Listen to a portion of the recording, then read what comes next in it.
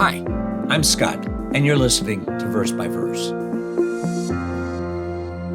Right in the heart of the Sermon on the Mount, tucked in between the Beatitudes and Christ's teaching on forgiveness, Jesus makes a statement that has puzzled readers for centuries. In the middle of instructions about humility, mercy, and removing the plank from your own eye in order to help somebody else, he suddenly speaks about dogs and pigs. The passage is found in Matthew chapter 7, verse 6, where Jesus says, "Do not give what is holy to the dogs, nor cast your pearls before swine, lest they trample them underfoot and turn and tear you in pieces." What did Jesus mean?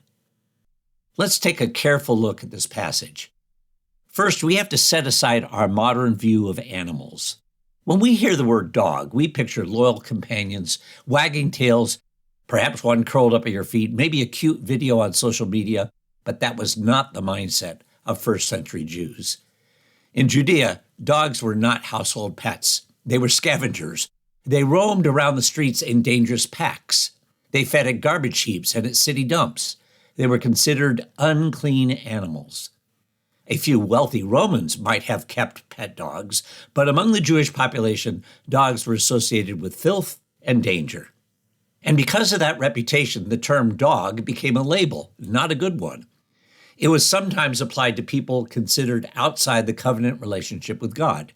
Certain rabbis used it for Gentiles. Samaritans were often spoken of with similar contempt. And that background helps us understand the exchange recorded in Matthew chapter 15, verses 26 and 27. A Gentile woman came to Jesus and asked him to heal her daughter. And Christ at first ignored her, and then finally said, "It is not good to take the children's bread and throw it to the dogs." Her response is remarkable. She said, "Yes, Lord, yet even the little dogs eat the crumbs which fall from their master's table." Her humility and faith stand out as stellar examples to us today. She didn't argue her worthiness. She appealed to his mercy, and Christ honored that faith and healed her daughter. So when Jesus said in Matthew chapter 7, verse 6, "Do not give what is holy to the dogs," he wasn't encouraging name-calling. He was giving a principle. There are some people who simply will not value holy things. There are some people who, instead of receiving the truth gratefully, will mock it, reject it, or even turn hostile. Holy refers to something that is set apart by God, like the Sabbath and the tithe. We are to treat holy things special, and Christ uses that imagery to help us learn discernment. Not everyone is ready to receive the truth.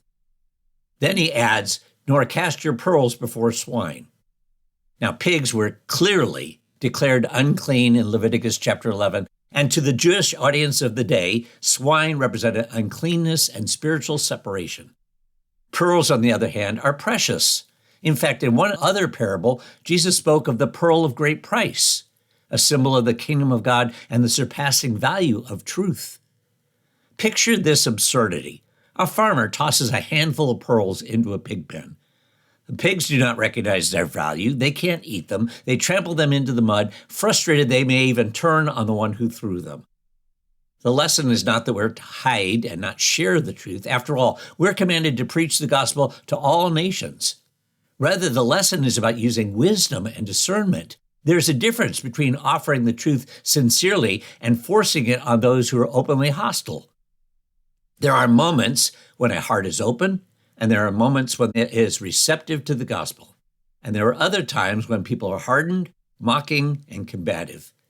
In those cases, continuing to press the truth may not only be fruitless, it may provoke even greater hostility. So we have a great example in Jesus Christ himself. When questioned by Herod, who was a mocker, he remained silent. When he was questioned before Pilate, he answered very selectively.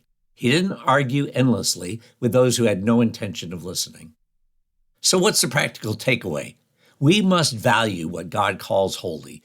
The truth of the gospel is precious. It's not common. It's not disposable. It shouldn't be treated casually. Not everyone will appreciate holy things. Some will receive them with joy. Others will trample them and turn in anger.